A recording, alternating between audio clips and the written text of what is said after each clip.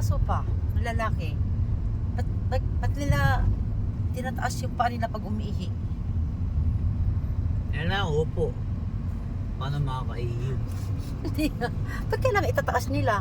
Tapos, kailangan pa maghahanap pa ng gulong na sasakyan para doon sila iihi.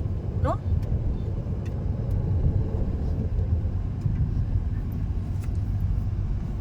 Tapos pag minamalas-malas mo ka pa, pag nakaupo ka at iihi na sila, doon na sila iihi sa anong binti mo.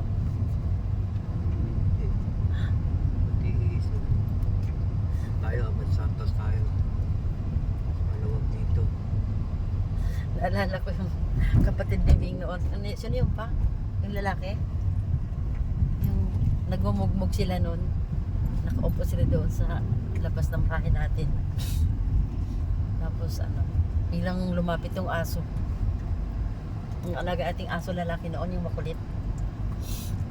Tapos nagtaka siya, biglang uminit yung binti niya, yung pala inihian na siya. Si Cookie! Yung aso natin, si Cookie. Ay, makulit. Oo, yung makulit. Lumapit lang doon para ihian yung binti ni pangalan noon, kapatid ni Wing. So, yung aso niyan. Nga pala, may aso tayong kupi na yung makulit. Oo. Saan napunta yun pa? Kinain ng grab, niligaw mo. Nangangat eh. Ha? Nangangat yun si Cookie. Nangagat ba yun pa? Oo, niligaw mo. Diyos ko.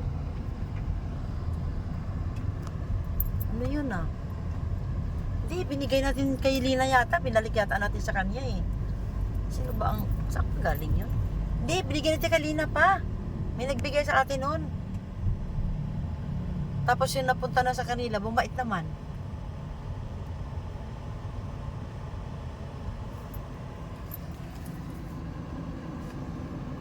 Saan na tayo ngayon pa? Tutuban? Ha? Saan na to?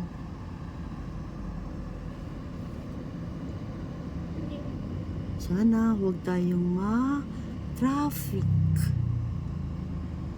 Sana naman. Hindi na baling gabihin tayong umuwi. Basta 4 na. Isang oras na lang. Abot siguro. mabili Na natin tayo. yung ating pakay. Inaantay na ng aking sister ang aking ipapadala sa kanila. Kaliba tayo sa Taiwan.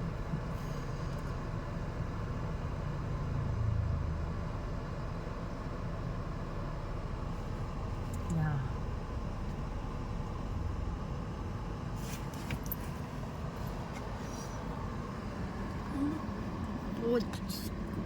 Mukhang traffic, mahal Yari tayo. Ano sabi niyo? Oh, hindi naman siguro traffic At to, least mahal. dito, maluwag dito eh. Baka naman traffic light lang. Tama?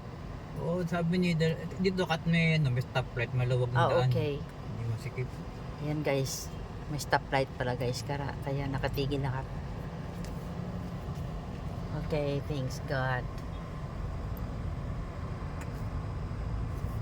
Parang aabot tayo.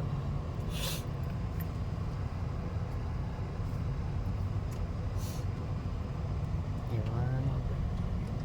Talagang kabisado ni Papa ang ang kalakaran dito, Alam na alam mo ba lang.